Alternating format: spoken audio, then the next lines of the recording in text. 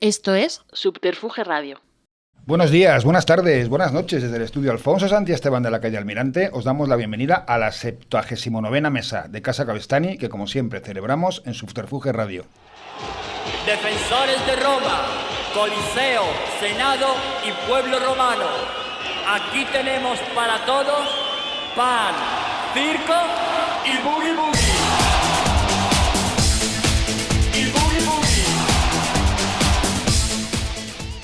Bien, pues bienvenidas a esta 79ª mesa de Casa Cavestany. Antes de nada, pues quiero agradecer todos los que habéis estado viendo y escuchando el programa de la semana pasada, que se llamaba Lee, previo a la Feria del Libro, donde estuvieron Santiago Isla, Jaime Rodríguez y Carlos H. Vázquez, que nos presentaron pues El hombre de mi vida, Muérete Cupido, y Cómo perdimos Madrid, la historia del gabinete Galigari, y el libro de Paco Clavel, que estos dos últimos que los había escrito Carlos.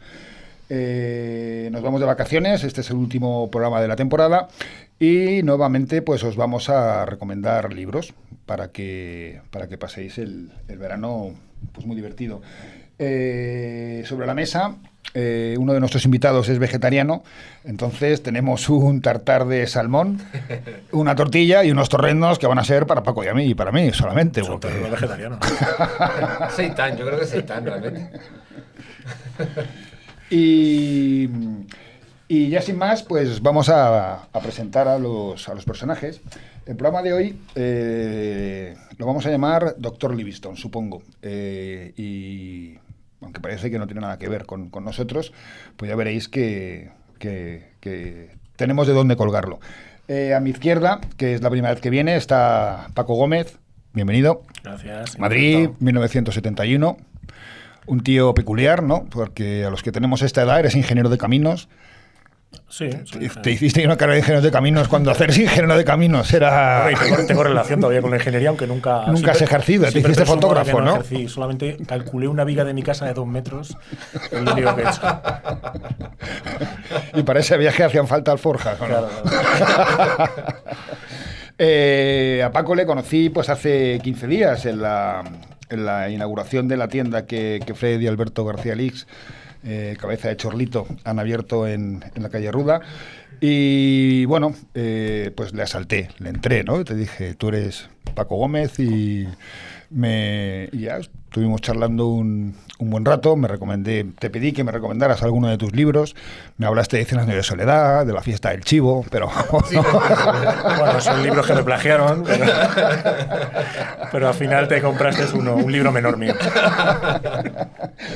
Y con mucho retraso, como ya puse en el post de Instagram, pues casi 12 años después conocí a los Maudlin, ¿no? Que es la gran aventura y la gran familia que nos presentas y que has venido... han pasado 13 años, has venido a requete presentar, ¿no? Con nosotros, porque creo que a todos nuestros oyentes y a la gente que nos ve le va a molar la historia, ¿no? Sí, bueno, es una cosa que me persigue. Hoy precisamente me han llamado para hacer una película, ¿no? O sea, que es raro que un libro que se haya escrito hace 13 años de repente tenga estas vidas, ¿no? Al cabo del tiempo, ¿no? Parece una cosa atemporal. Yo la sensación que tengo es que no lo he escrito yo, ¿eh? Uh-huh.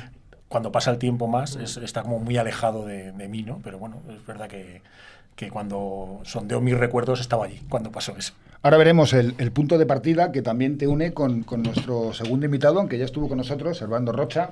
Bienvenido de nuevo. Encantadísimo. Estuviste con nosotros en el programa 50 con Miguel Ángel, que estuvimos hablando de la Crónica Negra, y precisamente el otro día se me acercó un chico y me dijo, escucho tu podcast, el que más me gusta fue el de la Crónica Negra. Qué bien. Y digo, pues mira, lo voy a soltar, lo voy a comentar. Eres el capo de la Felguera, que es pues una editorial de culto para todos nosotros y para muchos de los que nos oyen, donde escribe sobre todo sobre la subcultura, ¿no? Y pues criminales, tatuajes, boxeadores, Madrid... Gente dañada, torcida, anómala, todo eso, singulares. Como nosotros. Bueno, porque a nosotros nos une una cosa, que es la singularidad. Es verdad, es verdad. Sí, sí, por eso estamos aquí. Por eso estamos aquí. Y vosotros además sois adictos al rastro y no bien tu historia sí comienza en el rastro, la tuya no, pero podía haber comenzado en el rastro, ¿no? Bueno, porque todos los domingos estás comprando Esta fotografías no, por allí, no ¿no? funciona el rastro, pero otras que he escrito sí, y sí, es verdad que nos encontramos en el rastro. Buscamos diferentes cosas, pero Mira, y te diré una cosa, Carlos, y es flipante, porque Paco siempre llega antes que yo, porque además yo voy, claro, él me lleva ventaja, porque yo me llevo a mi hija, que tiene 5 años, entonces no, voy un poco después, pero él, tuve una oportunidad de ir con él, yo acompañándolo a él, y es increíble, porque, o sea, yo a Paco, que lo admiro mucho y me gusta mucho todo lo que hace, lo veo como, ¿en qué tenemos afín y yo, Paco? Aparte de que creo que nos tenemos un cariño mutuo, en que ambos somos detectives, pero ver a este hombre en el rastro es un espectáculo, porque es coger una fotografía y lo va tocando, es como si fueras a una pitonisa en el futuro, va tocando y te va empezando poco a poco, te va cayendo el velo de los misterios que esconde una fotografía, de la época, donde fue realizada. O sea, que es un espectáculo acompañarlo. eso es fruto de la edad, ¿no? Porque cuando llevas tanto tiempo en esto, pues ya empiezas a identificar las cosas. Y entonces ya son cosas que has visto, ¿no? Que has visto y te cuesta menos, ¿no? De saber qué es lo que hay ahí, ¿no? Servando tiene la editorial La Felguera y tú tienes Fracaso Books, ¿no? Bueno, lo suyo es una editorial, lo mío en realidad es una tapadera para publicar mis libros. Porque yo publico un libro al año, a lo mejor 2 al año, hay años que no publico, ¿no? La Felguera es una editorial seria, ¿no? Es una editorial un poco underground, un poco independiente, pero es una editorial que tiene intención de ser editorial, ¿no? A veces hemos discutido tú y yo, que tú me decías, tienes que buscarte una... Y lo harás, es cuestión de tiempo. Una distribuidora y tal. Y digo, no, pues es que yo estoy feliz así, ¿no? Llevando los libros a mano, tal, haciendo poco, no creciendo mucho, ¿no? A mí me gusta eso de no crecer mucho, ¿no? Porque... Bueno, con los Modlin llevas vendidos 10.000 ejemplares, que no está pero a mano, mal, ¿no? a mano. Pero eso es una pasada, eso en el mercado editorial en Sí, España eso es raro. es un éxito de ventas Sí, importante. No, y sobre todo para mí más que ser un éxito, a mí me parece que siendo independiente es todavía más éxito porque tú que conoces cómo funciona esto, si sabes que esos 10.000 libros se han llevado a mano a las librerías, se han facturado todos uno por uno a mano, como se han hecho en pequeñas presentaciones y que siga vivo después de 12 años, pues sí que es una cosa rara. Pero es una cosa rara que no puedes controlar, es un golpe de suerte enorme. Sí, y es que no real pasa. porque además tú has logrado una Pero es un cosa- libro vivo, yo me lo compré hace 15 días, ya lo he regalado a otra persona Sí. también, ¿sabes? Y gente lo va descubriendo, porque es un libro de culto. Conseguir eso es difícil. Yo sé que se pone muchas veces en la faja el libro de culto exagerándolo, pero en este caso, en tu caso, es un Sí, sí, libro de no, culto. yo soy consciente de que es un libro de culto, Pero pero mirad, lo que hemos venido a hablar hoy, o lo que nos vienen a presentar, pues Paco es los Modlin y Servando es de Fuego Cercada, la geografía secreta de Madrid, ¿no? De Madrid. El libro de Paco, pues sí, tiene ya unos años, es del 13, ¿no? La primera edición y la tuya es Del año del pasado. 24. A mí yo lo leí en Navidades. Vamos a ponerlos ahí para que... Ahí pegaditos, ¿Cómo, así para- pegaditos? Sí, para que se vean. Ah, Ahí. sí. Ahí yo creo que se verán. Y bueno, son 2 libros que, como decía antes, os aconsejo que os leáis y que tienen un punto de partida muy, muy similar. Empezando por Paco, tú en la primavera de 2003, una noche, te llama tu cuñado, te dice que en la calle del Pez, que es una calle de Malasaña de Madrid, se está vaciando una casa. Tú sales corriendo de la tuya a ver. bueno, a más ver que vaciar, lo que me dice es que hay fotografías en la basura. O sea, yo en esa época, mi cuñado sabía que yo había sido basurero. Yo, aparte de ingeniero de caminos, he sido, y me lo llevo a orgullo, ¿no? Haber trabajado 4 o 5 años en la periferia de Madrid de basurero. Entonces, en esa época era basurero, estaba estudiando ingeniería, pero también estaba trabajando en un laboratorio de fotografía. Bueno, trabajando, positivando en la universidad y tal, teniendo mucho contacto con la fotografía. Cuando yo era basurero me encontraba cosas fotográficas y a mí siempre me ha interesado indagar con la vida de otros que me encuentro, ¿no? Me acuerdo que una vez me encontré las notas, como cogía la basura en mi barrio, me encontré las notas de unos hermanos que eran gemelos, me acuerdo que habían estudiado conmigo, ¿no? Me encontré sus Buah, qué notas, maravilla. tío. Entonces mirando ahí a ver. Claro, a ver qué han sacado, ¿no? Digo, anda, mira, se suspendió, ¿no? No parecía tan listo como Bueno, era. es la labor de los espías, de los agentes secretos. O sea, yo cuando trabajé de abogado, en un caso que llevé de terrorismo, entonces tuve acceso Pero bueno, ¿qué me estás contando? tuve acceso a las actuaciones y entonces la policía registraba la basura. O sea, No. cada noche, cuando dejaban la basura, o cada 2 días, ellos miraban allí y en la basura empezaban a Y viendo la basura puedes saber cómo es esa persona. Es que yo creo que la basura contiene la historia de los Sí, hombres, sí, ¿no? sí. Todo lo que hay ahí dentro, lo que pasa es que es una cosa que desperdiciamos, ¿no? En ese momento, cuando yo me encuentro aquello, no me encuentro.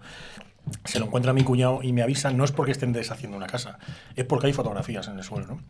Entonces yo voy allí y me encuentro. Si no eres un Diógenes que vaya buscando... También, pero en este caso era por eso, ¿no? Entonces empecé Tú llevas un palito, eso que pone un palito para no tocar Sí, la como un- mierda que no te interesa. No, soy sino como un que- zahorí, pero de la basura, ¿no? Entonces empecé a coger esas fotos y en realidad esas fotos estuvieron en mi casa cerca de 2 años, ¿no? Porque en ese momento yo tuve mi primera hija. Ya sabes, cuando tienes un hijo al principio, eso es una vorágine enorme que no te da tiempo a pensar. Y en un momento, a los 2 años, cuando empiezo a ver qué es aquello, empiezo a ver que aquello tiene un interés, ¿no? Y doy, por no sé qué casualidad, que yo no me... Bueno, sí, porque cuando voy a fotografiar la casa de Juan... Después del 11M, fui a fotografiar la casa de Juan Millás, el hijo de Juan José Millás, que era un amigo mío, que era fotógrafo, y vi una foto colgada en la pared que también se había encontrado en la basura de los Molding, ¿no? Y entonces dije, ¿y esto qué es? Y dice, esta es una tía muy famosa que ha salido publicada en el país. Y digo, pero si yo tengo todo de esto en mi casa. Y ahí fue cuando Ese fue el detonante, sí. empezó a tirar del hilo, ¿no? De aquello, ¿no? Y al final, lo interesante de todo aquello fue la investigación, ¿no? Lo que yo viví en aquel momento, y eso es lo que intenté transmitir en el libro. Porque yo cuando escribo el libro las cosas han pasado hace 8 años, ¿no? Y lo más difícil fue ponerse... ¿Es un fotolibro o es un No, libro, un fotolibro es no, un libro nunca, de no. literatura con fotos o son fotos acompañadas de un texto? fotolibro nunca. O sea, un fotolibro para mí es un tipo... Yo creo que la cosa que define un fotolibro al final es que la experiencia sea corta. Que yo siempre me meto con los del fotolibro y dicen que se quejan de la gente no tiene cultura visual. Digo, no es que no tenga cultura visual, es que estáis haciendo un libro que vale 30, 40 pavos para una cosa que dura de experiencia 1 minuto. Entonces lo mío es un libro donde se haga la experiencia, que contiene fotografías. Para mí es un libro de literatura, pero no es un libro ilustrado. Para mí los libros que yo hago tienen una trama fotográfica, que tú también los tuyos tienen un poco que ver con eso, ¿no? Sí. Que tiene una trama fotográfica y una trama literaria que discurren un poco en paralelo, que se van entrecruzando y que tú vas generando sensaciones en el lector, ¿no? Yo siempre digo que la literatura y lo que intenta es crear imágenes en tu cabeza, ¿no? Toda la literatura es aquí. El Quijote, cuando tú lees el Quijote, tú no puedes ahora decirme el capítulo 4 del Quijote, pero si te digo que es el capítulo de no sé qué, pues tú me lo intentas describir con las imágenes que se han creado en tu cabeza, pero no con las palabras, con las imágenes que se han creado a través de las palabras. Totalmente. Entonces, para mí eso es muy interesante, ¿no? Cómo las imágenes están tan relacionadas con el texto, pero que al final, el texto al final genera imágenes. El fin último es que genera una imagen al leer. Y de repente cuando abres esa caja 2 años después, Margaret, Elmer y Nelson entran en tu vida como un huracán, vamos. Las ¿no? saco, claro, porque aquello es una historia espectacular de las que has visto 1000 veces y digo, pero ¿por qué me ha tocado esto a mí? ¿No? Entonces una gente que está obsesionada con la fama y de repente estuvieron a punto de perderse todas sus cosas y entonces yo sentí que tenía que cumplir el sueño de unos muertos, que era alcanzar la fama. Entonces dediqué mi vida a eso, a conseguir que fueran famosos. Y entonces para conseguir que fueran famosos lo que hice es porque es una familia que vive en la calle del Pez, esquina una familia americana. Con San Roque, Pez con San Roque. Pez con San Roque, una familia americana que se instala en Madrid porque su hijo va huyendo de la guerra de Vietnam. Se viene a vivir a Madrid, va cambiando de domicilio para no ser perseguido por los que les quieren alistar y acaban en esa casa y ahí los padres vienen a por él en contra de la voluntad del hijo y acaban instalando su mundo. Ella, que se consideraba la mejor pintora del apocalipsis de todos los tiempos, pues empieza a pintar toda su obra en esa casa y desde que llegan ahí los años a principios de los 70 hasta que mueren al final, más o menos al cambio de siglo, ahí viven toda la vida, ¿no? Entonces, toda esa vida condensada de una gente que quiere ser famosa, que está haciendo sus cuadros, pero nadie les presta la atención que ellos querían, porque sí que les prestan atención, pero ellos tienen unas ínfulas enormes, ¿no? Ella escribe, por ejemplo, mi arte va a ser conocido durante eones y eones, ¿no? No se conforma con los años. Con los siglos. Son pocos. Los siglos son pocos, es la era geológica ya lo que influye. Entonces, al final tú te conviertes como una especie de mensajero de cumplir sus sueños, ¿no? Y eso es un poco de lo que va. Y a ti, por ir empezando un poco, te pasa una cosa un poco similar. Servando, estás un día en el rastro, encuentras un álbum de fotografías, lo coges, ves que pertenece al señor Ribalta, ¿no? Y... Sí, o sea, es que escuchando a Paco es curioso, porque en el fondo es una comunicación con los espíritus, una comunicación espírita, es casi un acto de espiritismo, porque son espectros, son pasados que creo que sentimos. Además, Paco ha dicho una cosa muy interesante Y es la capacidad que tiene la literatura el arte en general, de hacer real lo que no es real. O sea, en el momento aunque han pasado años, en el momento que tú le das voz a esos que ya no están, existen y adquieren una existencia real en uno. Entonces, como hablar con los muertos, lo que eso supone por un lado para mí, impugnar algo que para mí es súper interesante y es lo que yo hago personalmente, modestamente, tanto yo como escritor, como en La Felguera, que es impugnar el sentido de la memoria, ¿no? De evitar que el pasado nunca sea pasado. O sea, esa enfermedad, esa idea de que la nada avanza como la historia interminable y lo va comiendo todo, que es verdad, es lo que está pasando ahora. Pues intentar luchar con esa desmemoria y no demostrar, pero de alguna manera reivindicar que el pasado nunca es pasado, que el único lugar es el presente, que cuando ese pasado tú le das una luz distinta, una voz distinta, adquiere existencia real. Sí, que aparecen unas ruinas, no es el pasado, es el presente. Totalmente. Esas ruinas están aquí, están aquí y ahora. Están las ruinas, están los relatos orales, pero también está la piedra, está la memoria de las personas, si siguen vivas. Entonces, por eso en Madrid, y yo en este caso, que yo trabajo con historia, es verdad que trabajo con historia, pero nunca me ha gustado la palabra historicismo, ¿no? Es como historia, es como el arte en el peor sentido de la palabra. O sea, cuadros colgados y el arte y la historia es pasado, con lo cual ese pasado no tiene nada que ver conmigo. Entonces es una manera de desentenderte y no implicarte a todos los niveles con ese pasado. Pero es que en Madrid ese pasado te golpea la cara, o sea, está ahí presente. Si viviera en Zamora, Úbeda, Huelva haría exactamente lo mismo de manera distinta, pero en Madrid es una cosa muy, muy bestia, te llega solo. Te vas andando por la calle y los ecos, a mí también me pasa, yo qué sé, cuando voy por Londres me siento muy identificado con toda esa cultura, ¿no? Que es inevitable, eso te va atravesando, ¿no? Entonces, yo tenía... Mi deseo era escribir un libro sobre Madrid, una especie de declaración de amor en cursiva, sobre Madrid. Y yo amo Madrid, pero es un amor hecho para sobrevivir a Madrid, ¿no? Ya lo cantan Barney, ¿no? Madrid te odia. Madrid te odia. Entonces, de alguna manera es esa premisa de los surrealistas de reencantar la mirada. Entonces, gracias al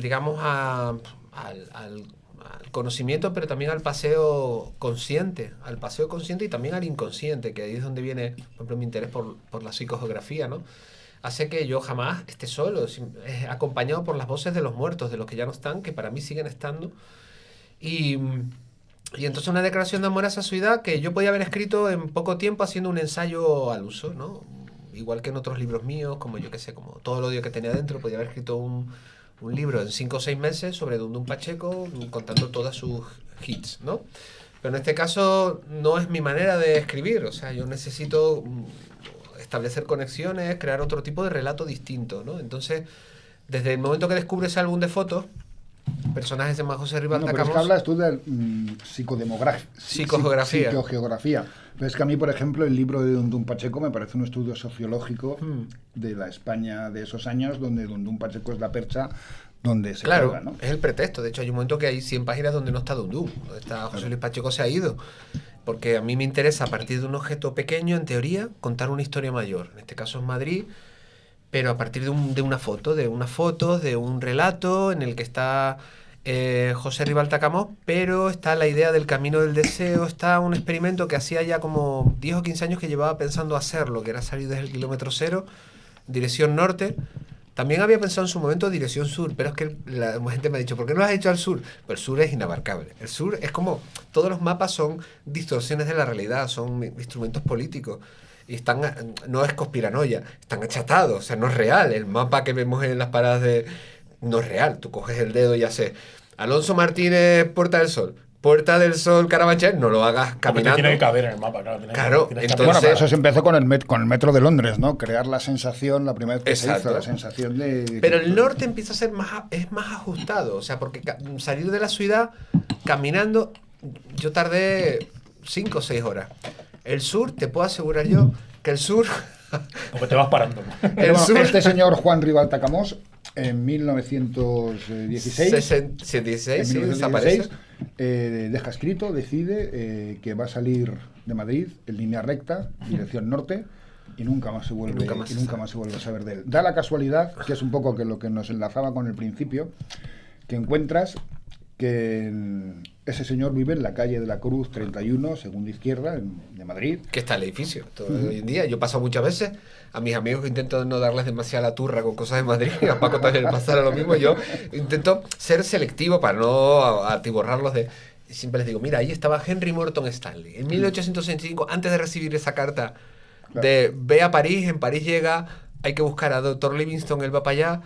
Y está ese rollo de él va hacia lo desconocido, fuentes del Nilo, Livingstone, y yo voy hacia lo desconocido. Luego Livingstone se lo encuentra y dice a la moraleja bonita, él no quiere volver, ¿qué coño va a volver a la civilización? O sea, va a buscarlo ahí en medio del África desconocida. Y Livingstone dice, ¿pero qué has venido?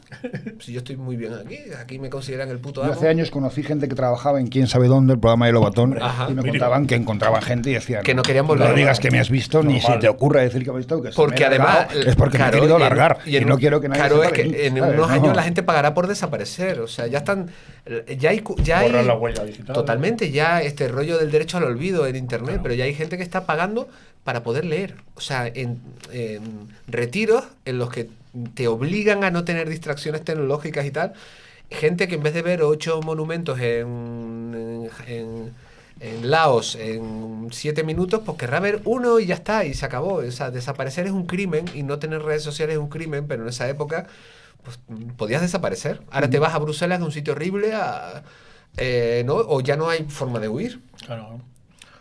Y tú has comentado antes que Juan Ribalta sale de la Puerta del Sol y va buscando, o va siguiendo en línea recta, y va siguiendo unas líneas de deseos. ¿Qué son las líneas de deseos? Los caminos del deseo son caminos que se crean por el paso fortuito, bueno, voluntario de las personas o de los animales. Entonces tú puedes hoy en día visitar Londres o París siguiendo los caminos del deseo.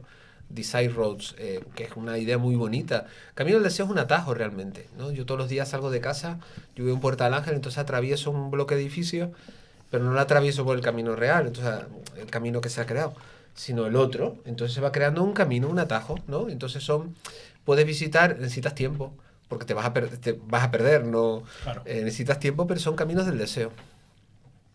¿Y qué te aportan?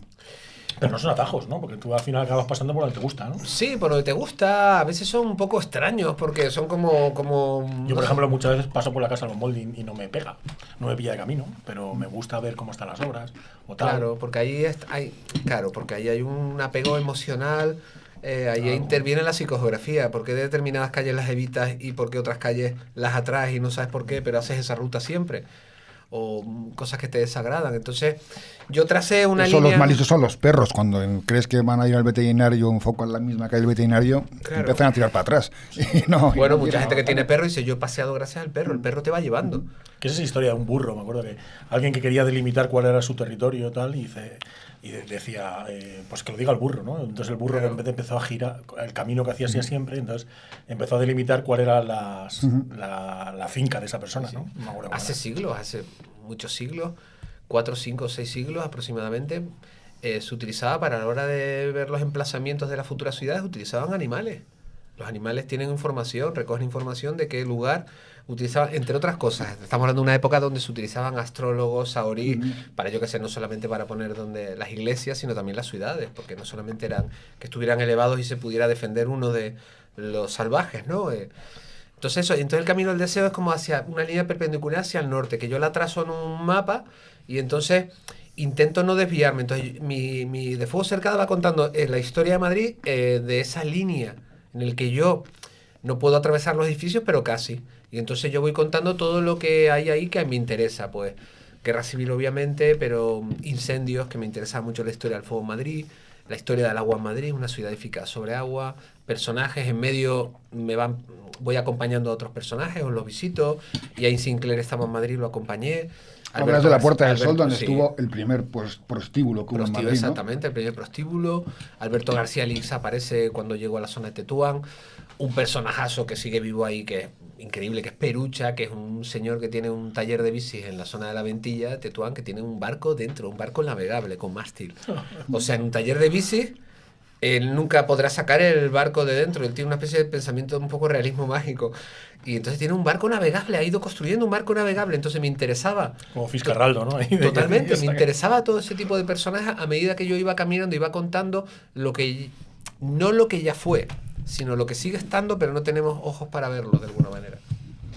Porque, claro, en ese recorrido en línea recta que haces, hay muchos edificios que ya no existen, claro, te los tienes que ir imaginando, ¿no? Que ya no están. Yo intento que todo lo que está, ya sea bajo tierra o determinados detalles en la arquitectura y demás. Es verdad que hice una pequeña trampa, o sea, porque cuando tú llegas a... Se hacen trampas, te lleva Porque esto. a ver, tú haces así y entonces es curioso, porque tú trazas una línea recta. Es que atravesar pared está feo. Pero es una cosa muy curiosa ese experimento. Cuando tú trazas una línea recta realmente diciendo, voy a poner aquí desde donde vivo, da igual que sea el kilómetro cero, línea sur o norte, el cuerpo te lleva a otros lados. O sea, entonces mi línea empezó a desviarse. No a desviarse, iba correctamente, pero yo sentía que me estaba desviando. Pues yo salí del kilómetro cero y no me llevaba a Foncarral, Hortaleza, la calle Hortaleza, me llevaba hacia San Bernardo.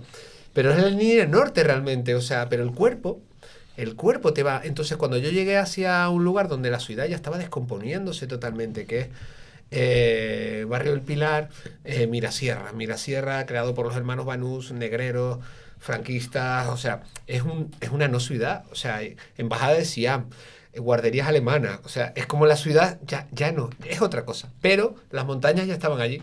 Y un poco más allá, si hacía trampa, estaba Foncarral, el pueblo de Foncarral, el cementerio de Foncarral, que me interesaba porque ahí estuvo en su día los miembros de las brigadas internacionales, entonces hice una pequeña trampilla. Napoleón también estuvo. Napoleón, y voy allá y lo mando para allá, a la mano derecha. Sí, eso mola. Mira, yo estoy escribiendo en un libro que es algunos paseos arquitectónicos con mi hijo, unas derivas. Ah, verdad, que Mi estaba hijo- leyendo cosas de que se estaba... Mi hijo está estudiando arquitectura y me recordaba eso que decías porque vamos haciendo fotos con la cámara digital y tal, y en un momento dado yo digo, esto empieza en serio, vamos a sacar ya la cámara de placas, ¿no? Y entonces la cámara de placas es una cámara, porque tienes que meter detrás de un trapo negro, es otro tipo de experiencia y tal. Yo digo, vamos a captar sueños, entonces vamos a fotografiar un edificio que no existe, que es la pagoda de Fisac, ¿no? Que la tiró supuestamente el Opus y tal. Y nosotros fuimos allá a fotografiar la pagoda de Fisac y al final hicimos foto al hueco de la pagoda, pero luego yo he metido la pagoda de verdad como diciendo que la cámara es tan mágica y te permite ver lo que tú no estás viendo en la realidad, ¿no? Que es un poco lo que tú estás contando, ¿no? De que de repente es verdad que cuando paseas con la ciudad y tienes información, tú ves cosas que no se ven. Mira, a mí lo que me estás hablando me recuerda a Martillones, que es un amigo mío, que es un apasionado de la historia, pero de Barcelona, ¿no?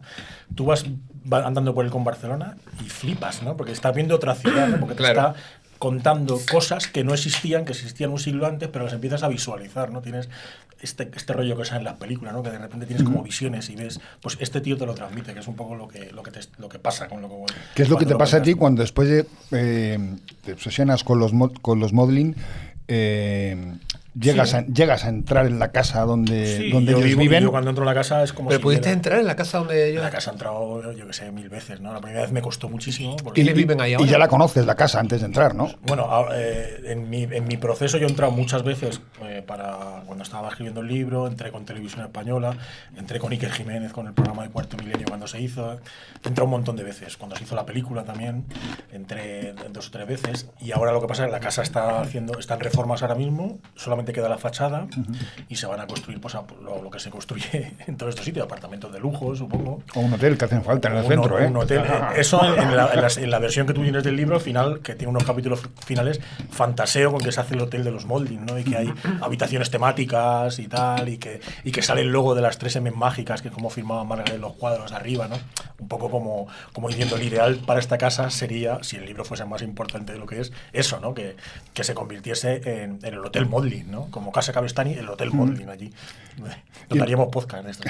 Bueno, es posible, ¿eh? O sea, Ya lo veo- no, porque ya la han cogido. Ya. Ya la han cogido unos inversores alemanes. Explícale a los alemanes que... Explícale a los alemanes. ¿Quiénes que eran los ya- Molding?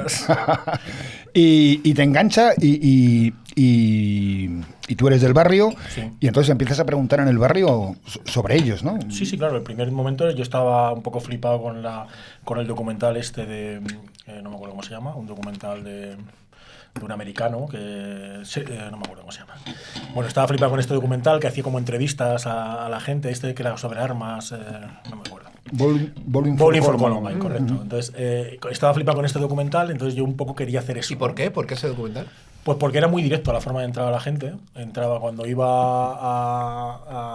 a preguntar sobre algo, iba el dueño del circo, ¿no? Y Ya. preguntaba allí y sacaba muchas cosas, ¿no? Jugaba mucho con lo imprevisible, ¿no? Entonces a mí eso me encantaba. Entre nosotros fuimos haciendo eso, preguntando al de la pollería que si conocía a esta gente. Hombre, sí, este tío venía aquí, compraba huevos, pero los huevos que compraba eran huevos que estaban ya cascados porque los compraba más baratos, ¿sabes? O sea, ya te hacía una idea. ¿Ibas con la foto? Sí, le enseñaba las fotos y claro, como era como una persona que había salido, es que no lo hemos contado, pero esta gente salía en el cine español. Sí, eso lo tenía apuntado más adelante. Y toda con la publicidad y el cine español. Anuncios de Vespino, salen en La Semilla del Diablo de Roman Polanski, ¿no?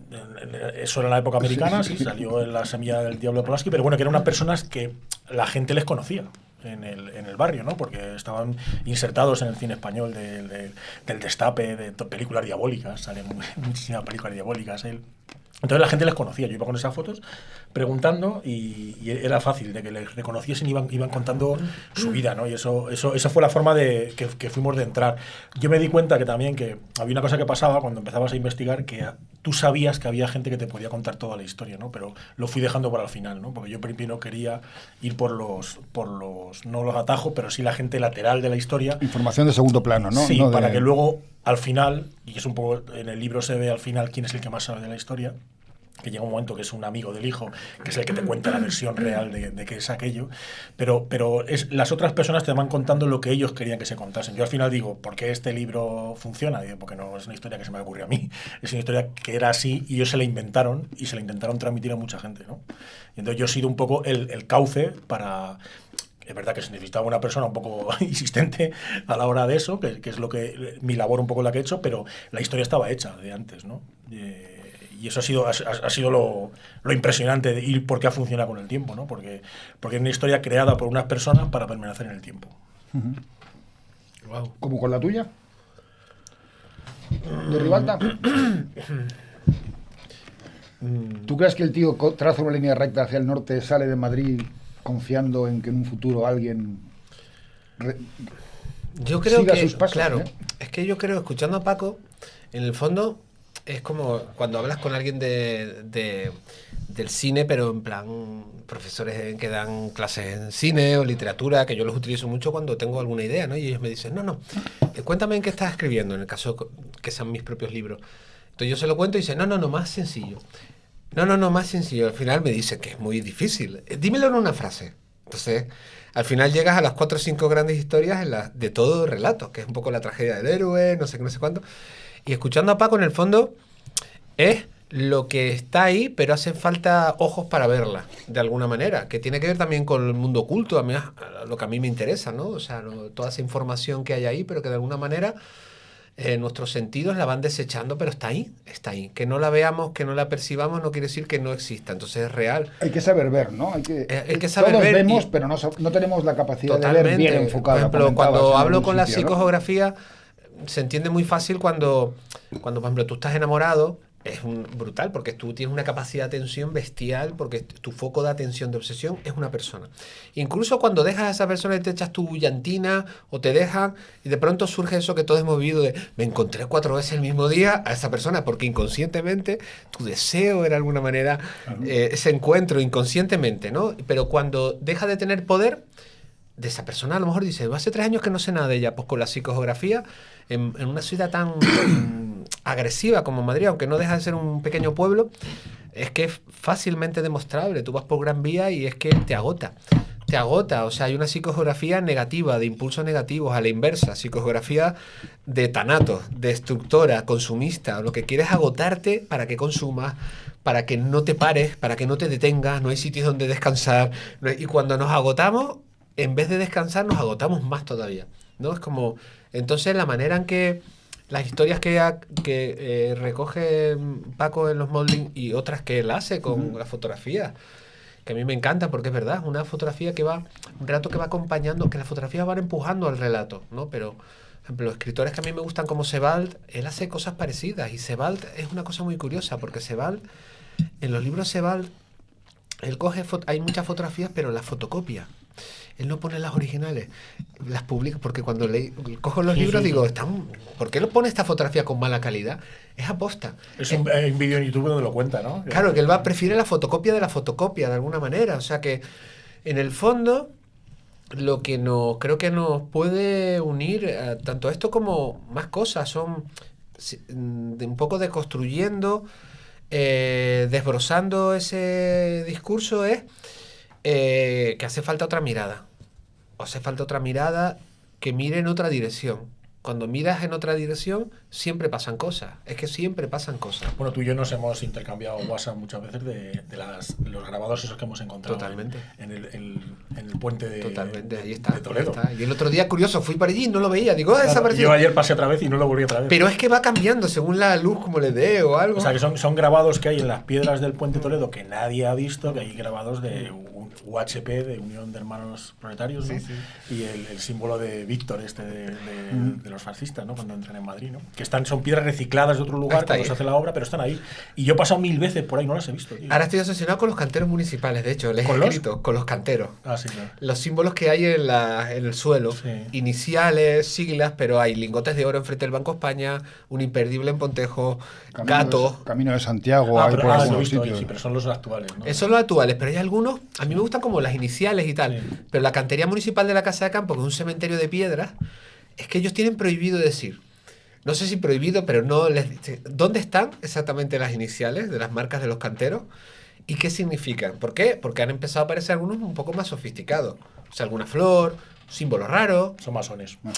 Claro, o sea, bueno, es que la memoria de la piedra, o sea, a lo mejor dentro de 2 siglos habrán los escritores del futuro estarán intentando desentrañar qué pone ahí y a lo mejor pondrá lo típico de Bol que lo lea, ¿sabes? O sea, que el misterio es que no hay misterio. Nos ha confesado Paco antes de empezar que él, escuchando los programas, lo que más le gusta es cuando se abre una lata. Me entran unas ganas de beber. ¿Y tú crees que, por ejemplo, la historia de los Modlin hubiera sido distinta si hubiera caído en otros ojos? No creo, o sea, yo creo que podría no haber sido. O sea, a mí lo que me pasó es que dio con una mente obsesiva como la mía, que lo llevó adelante, ¿no? Pero un poco lo que yo hice no me parece... O sea, sí que a lo mejor lo que he aportado yo a la historia de Modlin es la interpretación de la fotografía, ¿no? Porque yo la investigación la he hecho básicamente buscando en los segundos planos de la fotografía. Y es una cosa que me obsesiona mucho. No fijas la fotografía cuando tú la ves transmite una información a primera vista, ¿no? Pero siempre hay informaciones que hay ocultas que con una segunda mirada, cuando Sí, como un plano secuencia de Berlanga, que lo tienes que ver muchas veces para ver que hay verlo, actores detrás que están haciendo otras cosas Claro. y tienen otras conversaciones que tú de primeras no escuchas. Claro. Pero bueno, no está pensado en ese momento, es verdad, porque claro, en un plano secuencia si hay mucha gente, pues empiezas a ver eso. Pero en este caso, lo que había en el segundo plano es lo que me ayudaba a investigar las cosas. Y eso es una habilidad que he desarrollado y que en mis próximos libros está mucho más potenciada. En los Modlin, digamos que era un poco principiante, ¿no? Pero luego en libros como Los Waterblad, que es un libro parecido a los Modlin, que es a partir de unas fotos que yo encuentro en el Rastro de Madrid, que son unas placas de vidrio, ahí no tengo ninguna información, solamente una nota en la que aparece un nombre. Pero no hay nada más, ¿no? Entonces, a partir de ahí sí que hay una labor detectivesca a lo bestia, ¿no? En los Modlin al final estaba todo hecho. Hay una gente que... Solo había que ir y preguntar, ¿no? Había que ir a preguntar, ¿no? Pero es que incluso cuando voy a la casa me encuentro los diarios, donde tú te lees... Pero Paco, y el momento en que tú dices cuánto tiempo tardó, desde que antes lo que dijiste, desde que tú tuviste la foto hasta que dijiste... 2 años. yo en el 2003 me encuentro las cosas, en el 2005 por ahí empecé a investigar. ¿Por qué? O sea, eso es flipante. ¿En qué momento tú activas eso? Pues fue una comisaria de arte que vino allí. Cuando te dijo tu mujer, o tiras esto, no me acuerdo, o haces que fue algo una con ello. comisaria de arte que vino para hacer una exposición a mi casa y yo no tenía nada que hacer. Yo digo, pues es que en realidad yo no soy fotógrafo. A mí no me interesa tampoco el mundo de las galerías y tal. Entonces, al enseñarle las cosas, de repente hubo algo que se activó. Digo, un momento, esto que he visto, porque claro, estaba muy desordenado todo. Ahora yo le he dado orden a esas cajas, pero son fotos que están, un cajón lleno de fotos donde están desperdigadas, no sabes qué significa. Pero en un momento dado, pues por casualidad, algo se juntó y yo hice un link de, hostia, pero esto que hay aquí, esto de aquí puede ser un estudio para un cuadro o algo así. Es cuando se me quedó, digo, pero un momento, o no me acuerdo si tecleé en internet y vi que esta persona aparecía en no sé qué sitio y que era alguien famoso. Y entonces ahí dije, hostia, pero esto es otra cosa. Y ahí empecé como tal y de repente explosionó un poco más adelante, ¿no? Una gente que vive casi enclaustrada ahí en el centro de Madrid, sí. Ella se cree una estrella, su marido vive por y para ella, ¿no? Para Sí, cuidarla. es una especie de escudero, yo le llamo. Y el hijo pues vive la vida, ¿no? Se casa varias veces, tal cual. Bueno, tiene... el hijo en realidad era una persona que tú imagínate nacer con esos padres, ¿no? Que están obsesionados con la fama, que se creen que ya cuando viven en Estados Unidos han conocido a Henry Miller, han conocido a todos los escritores de la generación Beat. O sea, son gente como muy posicionada, pero que siempre están en un segundo plano comparado con los otros que eran los importantes, ¿no? Ella llegó a pintar a Henry Miller, le obligó a que firmase su cuadro porque ella pensaba que si estabas cerca de una persona genial, automáticamente tú eres genial, ¿no? Tenían esa forma de pensar, ¿no? Entonces imagínate un hijo que vive con esa familia, ¿no? Ese hijo huyó de allí, vino a España. Carne de cañón de enfermedad mental claro, o algo de esa excelencia. ¿Cómo vas a salir? Además que te han pintado, tu madre te ha pintado desnudo con 12 años toda la vida. Hay una especie de obsesión que se percibe todo el rato en la historia, que es esa obsesión casi enfermiza de los padres por el hijo, ¿no? Entonces, imagínate cómo sale. El hijo, al final, aquí fue un empresario muy conocido, ¿no? Él tenía una empresa de sonido de cine que todavía sigue existiendo y llegó a hacerlo, por ejemplo, la voz que salía en el aeropuerto de Barajas, que te decía en inglés las cosas, era él. O sea, era flipante cuando su exmujer te contaba que una vez muerto iba al aeropuerto de Barajas y se oía su voz, ¿no? Porque era una voz muy característica, ¿no? El hijo un poco huyó de esa movida familiar, pero al final es verdad que vivir en una familia así también le hizo un ser especial también, ¿no? Porque era una persona culta y muy sensible, que huía de la sensibilidad. Él decía que quería ser empresario, una mujer suya que la entrevistamos nos dijo que en no sé qué película se puso a llorar, y cuando le vio que estaba llorando le dijo, ¿qué haces? Y el tío como que no me veas llorar, ¿no? No quiero ser sensible, ¿no? Los hombres no lloran. No lloran porque estoy harto de ver la sensibilidad en mi casa y ya sé a qué lleva la sensibilidad, ¿no? Entonces, y con esta gente muerta tú sigues avanzando, contactas con el albacea de la familia. Bueno, con unas fue un proceso peripecias largo. tienes acceso a los cuadros que claro, lo ella que no hemos pintaba. contado es cómo murieron, ¿no? La mujer muere en el 98, el hijo muere en el 2002 con 49 años. Yo creo que iba a morir con 49 años en esta movida que estaba tan pegada a su vida, pero bueno, sobrevivía el hijo.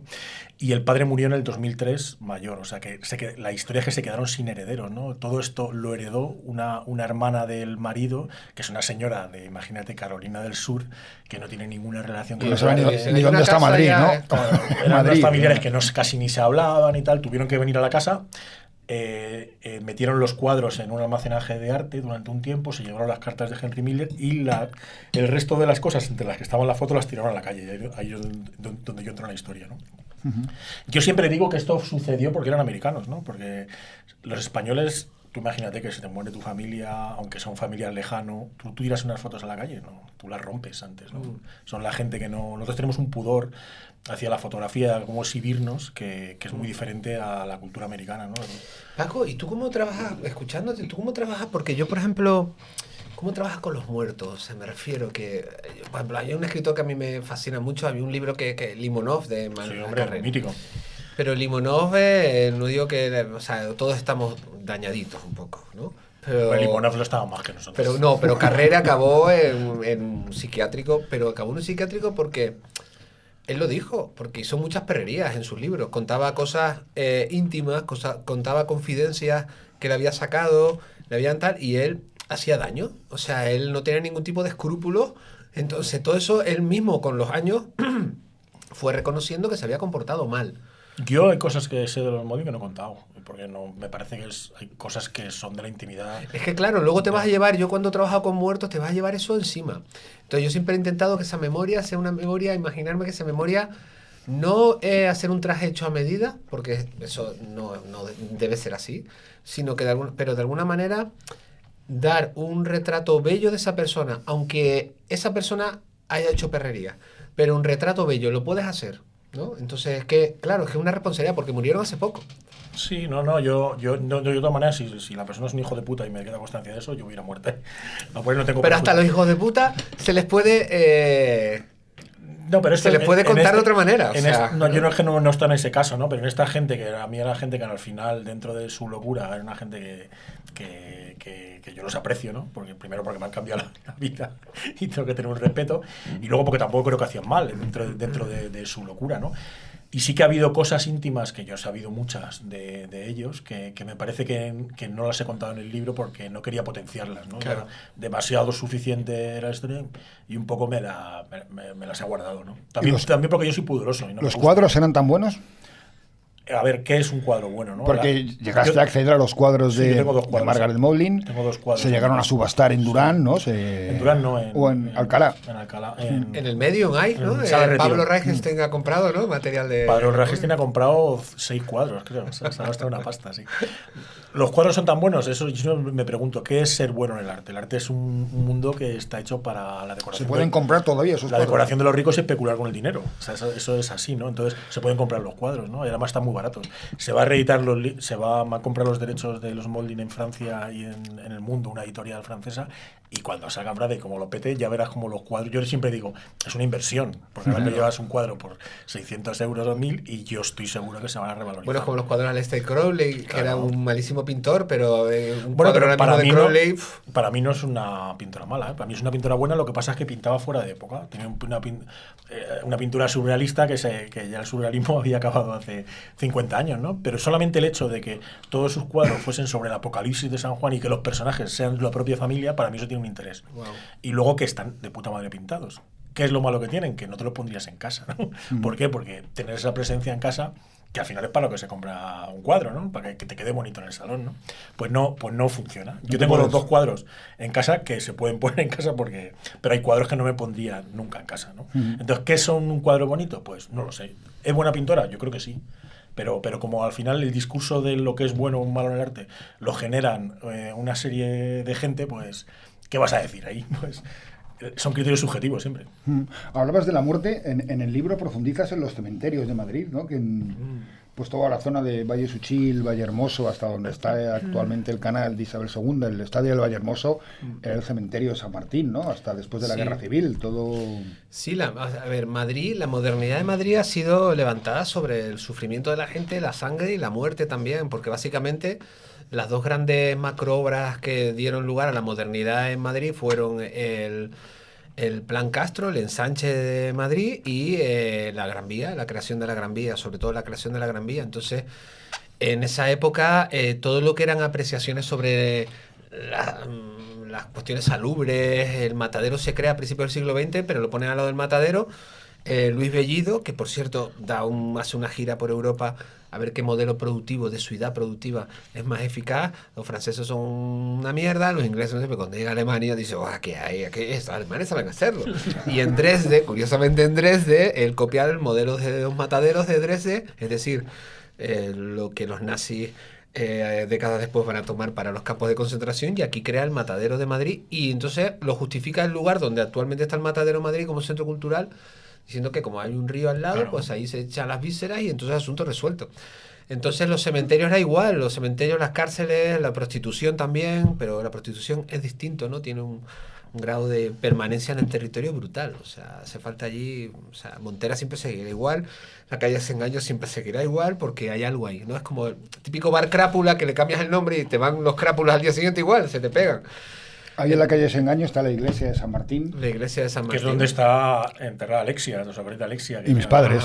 Ah, ¿también ahí? Sí, también están enterrados. Ahí. Y ahí había un dicho popular, porque Desengaño es la continuación de Luna. Dicen que las bodas en San Martín empezaban en Luna y acababan en Desengaño. En el Desengaño. Pues el 30% de la superficie de Madrid está edificada, del Madrid, digamos, el centro, en un sentido amplio, está edificado sobre cementerios. Eso era una investigación que ya hice 3 o 4 años antes. ¿Y qué supone eso? Pues cuando digo edificada sobre cementerios es que no es que hayan quitado los muertos ahí, ¿no? Está el famoso campo de las calaveras, ¿no?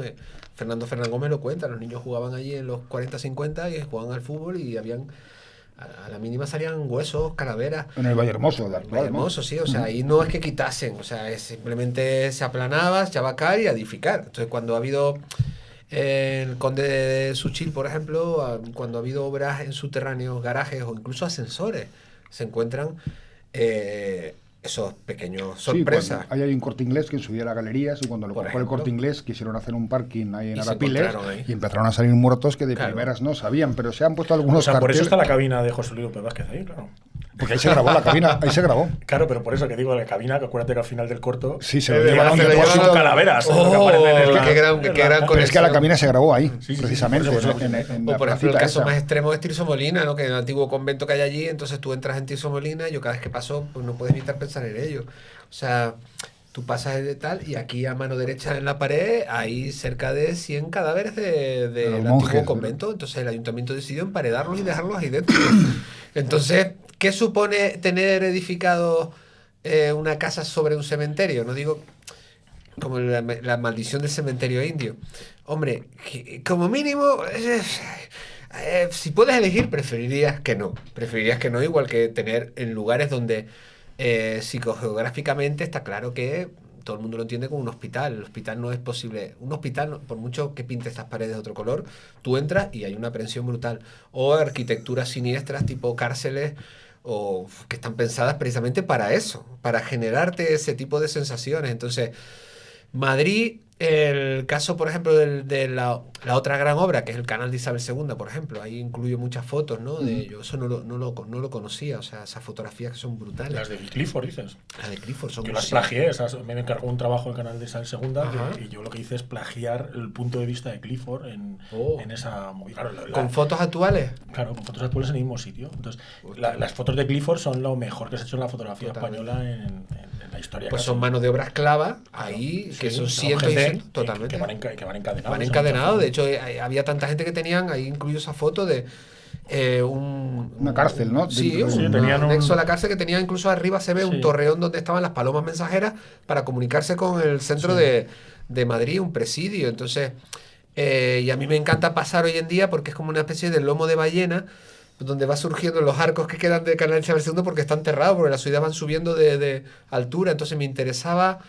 Bueno, hay que- una parte de Pablo Iglesias que sí se conservan, ¿no? Sí, pero si ves la foto original que hizo Clifford en el viaducto, que yo la repetí, los arcos eran así, ¿no? Eran Y así. de repente el terreno ha bajado muchísimo, ¿no? Cuando ves el original. En esa foto, por ejemplo, no Pero hay al ningún revés, edificio. los terrenos de las ciudades suelen ir subiendo, ¿no? Por eso.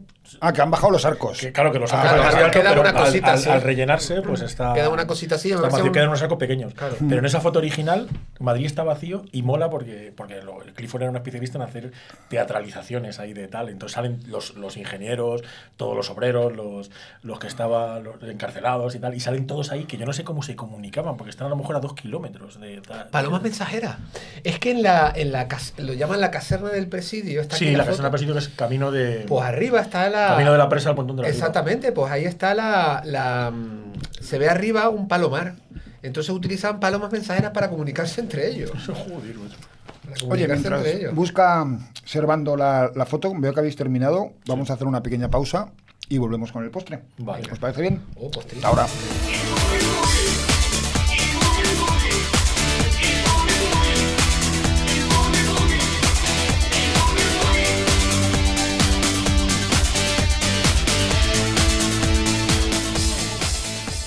Bien, ya estamos de vuelta. Hoy, como fin de fiesta y prevacaciones, estamos tomándonos una tarta de chocolate de Viena Capellanes, muy entrelazada con nosotros y con las cosas que nos gustan, porque Viena Capellanes fue fundada por la familia de Pío Baroja, o por la familia Baroja, o sea que la estamos degustando. Por Don Pío, por Don Pío. Por Don Pío. Oye, Servando, y tú en el libro, de las cosas que te trazaste en la línea y que ya no hay, es que aparte de los cementerios, ¿qué más te llamó la atención? ¿Algún prostíbulo? O... Me llamó atención una cosa, y es que yo, por ejemplo, siempre hablo de perder el mapa, la brújula y tal. Yo trabajo con mapas, o sea, es como yo intento conocer todo lo máximo que puedo del lugar donde voy a investigar, pero siempre dejo un margen a lo imprevisible, a lo que vaya a pasar. Pero es verdad que hasta, por ejemplo, la Puerta del Sol, los de Alianza, los editores, llegó un momento que me dijeron, mira, solo hay 300 páginas y solamente ya estás en la Puerta del Sol, no has avanzado. Te lo reduje a 100 y pico, porque es difícil salir de la Puerta del Sol por todo lo que hay. Pero hasta Cuatro Caminos como que yo tenía mucha información. Pero cuando llegué a Cuatro Caminos, ahí está el edificio Titanic, en la glorieta. Y empecé... ¿Cuál es el de Priconsa? El que hace como es una glorieta, entonces hay un edificio grande que lo llamaron el Titanic. Acaba ¿Dónde de estaba pasar. el Carrefour y un McDonald's? O... Yo me sé los dos de enfrente, sí. Tiene forma de barco, me- una forma un poco lejana de barco, pero desde que te dan la información ves el barco ahí, claro.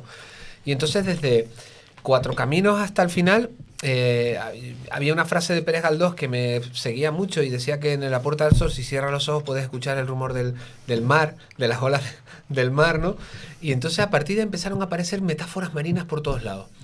No solamente casas-barcos, casas con forma de barco en la zona de Tetuán, sino según iba saliendo a la ciudad yo sentía como que aparecían referencias a Moby Dick, a ballena. Yo llevaba un libro que la portada era una ballena. Me eché porque, claro, lo que no se cuenta que no es glamuroso es que en la experiencia real yo la hice caminando y en un momento estaba ya destrozado, tenía las piernas. Entonces me eché por más allá del barrio El Pilar en un césped y entonces yo estaba leyendo este libro que lo había cogido porque me estaba leyéndose. ¿Qué libro era? El de... Me acuerdo el autor, pero no es el de Philip O'Hare. Sí, Philip O'Hare, exactamente, la es ballena. mítico, claro. Que me encanta. Y entonces hice así con la portada y de pronto, a lo lejos, encima de una valla, en el jardín de una empresa, una aleta de una ballena exactamente igual que la portada. O sea, que de pronto, como lo que decíamos antes de cuando tu mirada está enfocada, pasan cosas, ¿no? Entonces me sorprendió no solamente conocerla, o sea, revisitar los lugares que yo sabía que iban a estar ahí, sino también dejarme llevar por esas sensaciones de alguna manera, ¿no? Y por ejemplo, yo cuando... Una de las incógnitas que tenía era cómo saber cuándo llego al final de la ciudad, que es algo que es como el campo. El otro día escuchaba en plan survival estadounidense. Hay que ir al campo. Digo, ¿dónde está el campo? O sea, ¿ya dónde está el campo? ¿No? ¿Y dónde termina la ciudad? Entonces bueno, yo Madrid decía, se ve, ¿no? Eso siempre lo digo yo.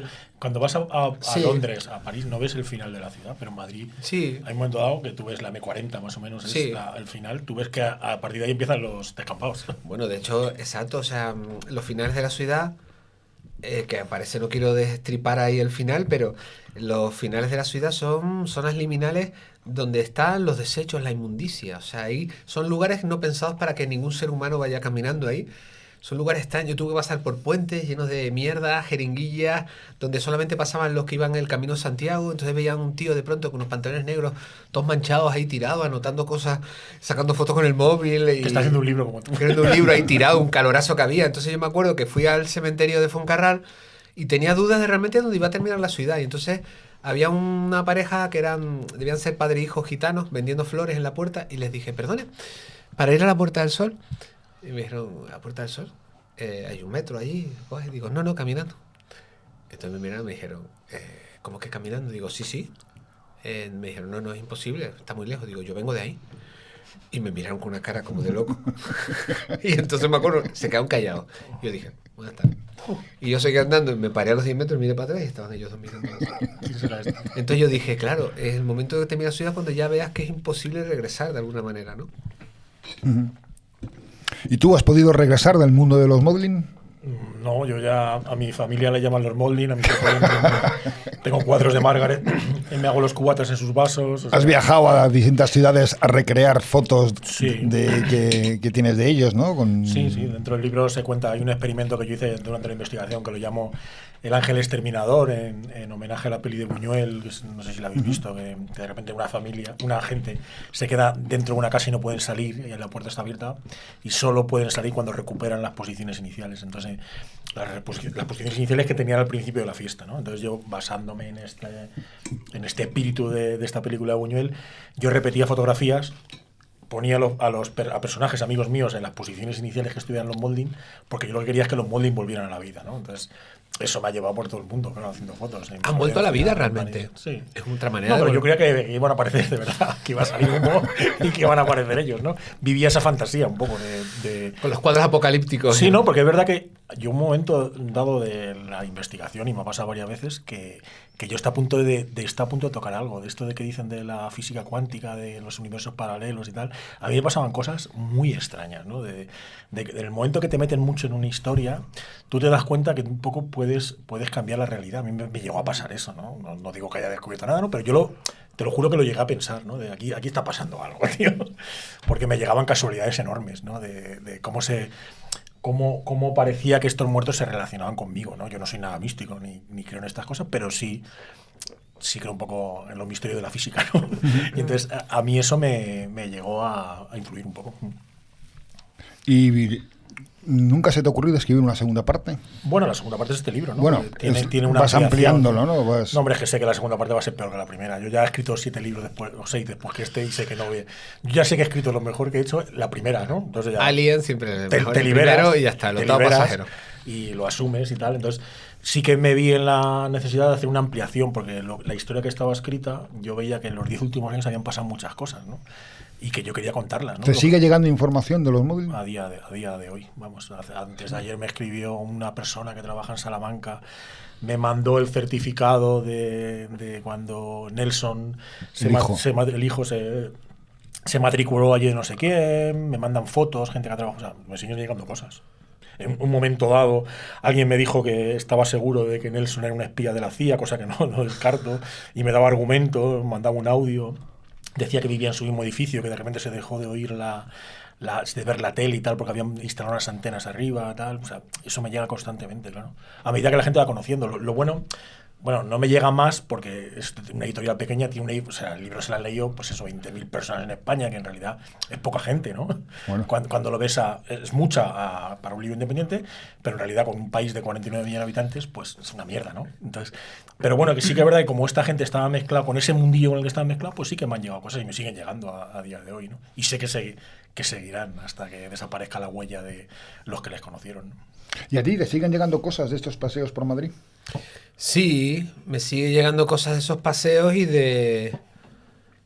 porque es curioso, porque es como si la biografía de uno estuviera construida con los recuerdos, las vivencias, los libros que han escrito, que he escrito. O sea, al final es una ampliación de tu biografía y de pronto adquiere una asistencia real. Eso es muy poderoso.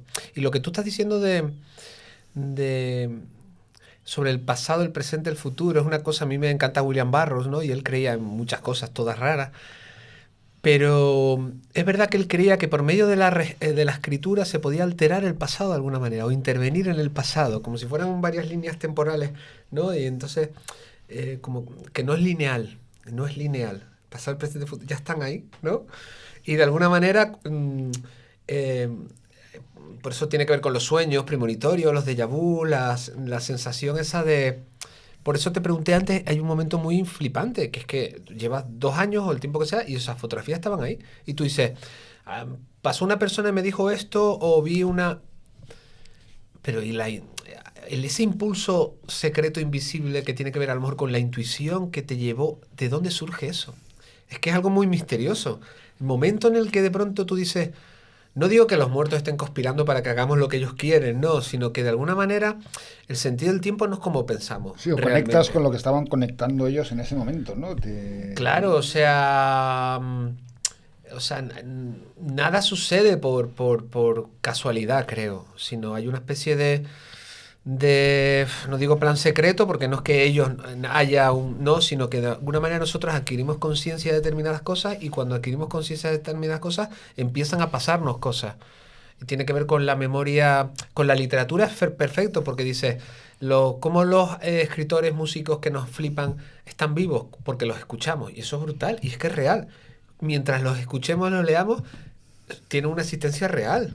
Para mucha gente es más real eso que Pedro Sánchez.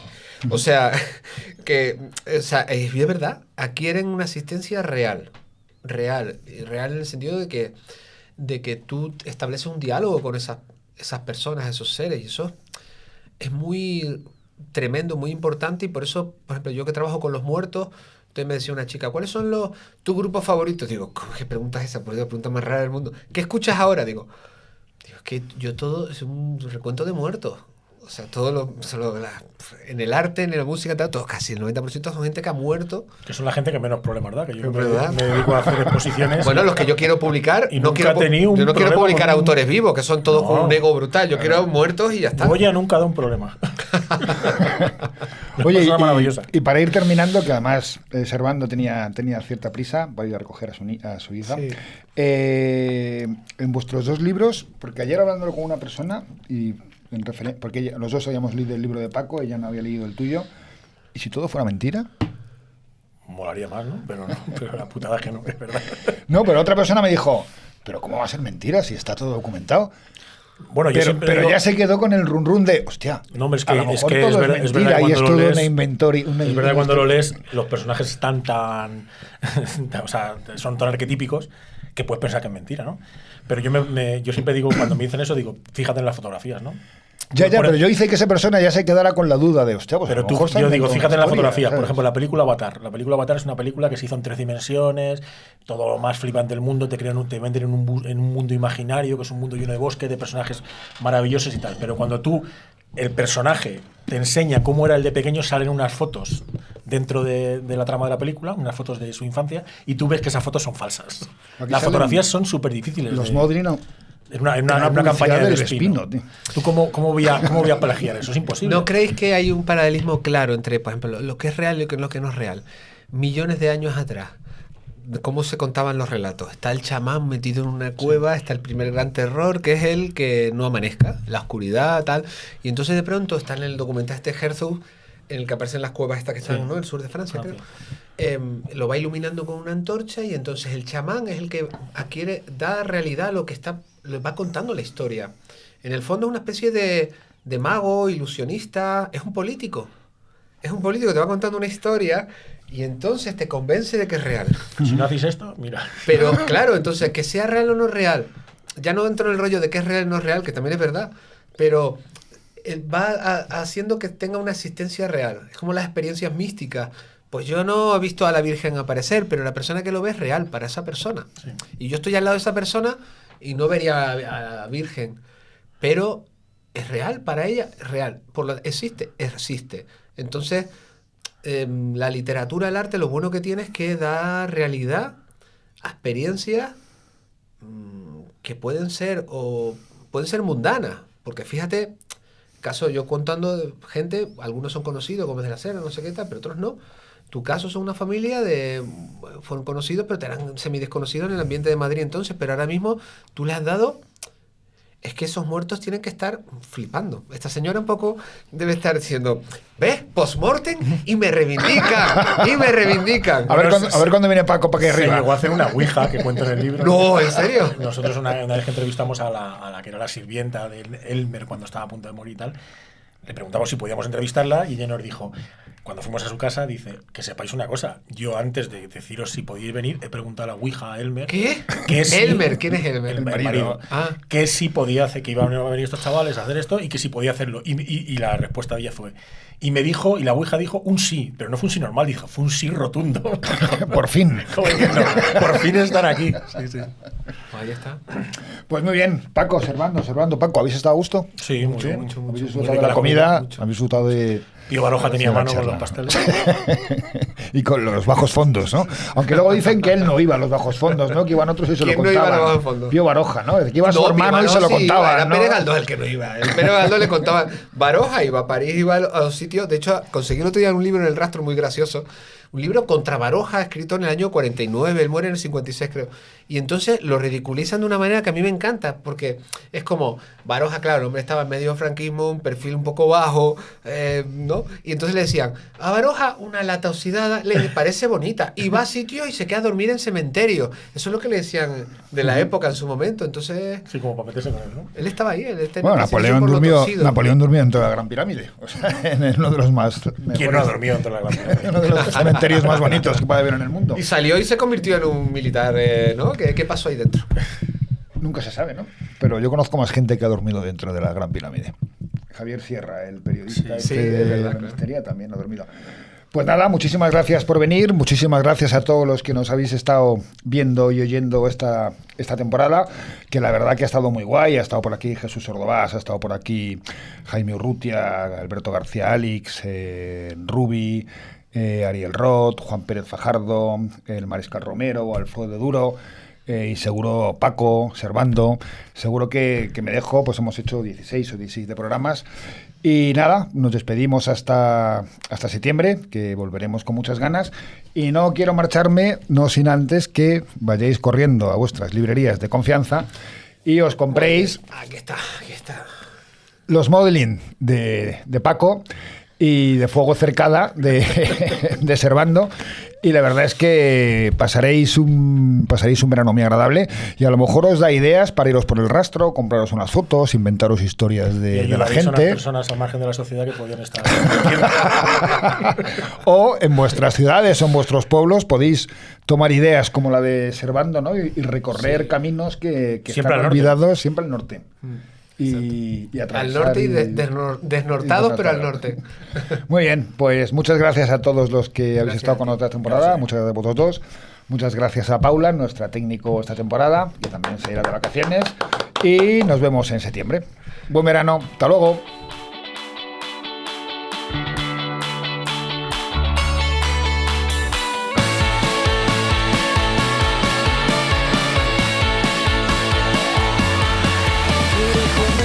Beberte, nadar en tus ojos, correr por el monte, morirme de ahogo, notar cómo ardes en julio y agosto, y aún así abrazarte y sudar como pollos, dar otro paseo por algún sitio viejo que con esta luz todo parece nuevo, descubrir ciudades que ya conocía, morderte en el cuello, odiar la policía, me aburro, ¿qué haces? Nos vamos de viaje, escucha este grupo que me ha hecho acordarme de cuando bajaste sin conocernos a ese garito de Galileo.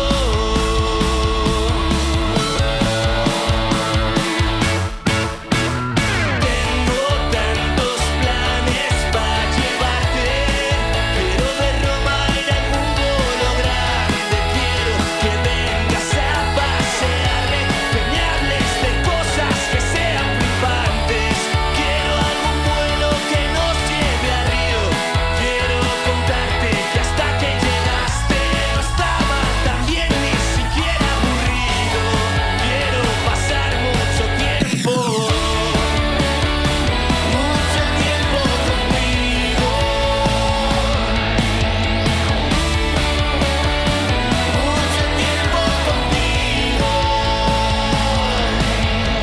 No negaré que me he sorprendido al verte llegar cuando me has sonreído. ¿Qué coño es el miedo? Eso no va conmigo. Cruzar siempre en rojo es más divertido. Dime, cariño, ¿de dónde has salido?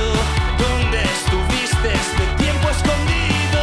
Puedes hacer lo que quieras conmigo.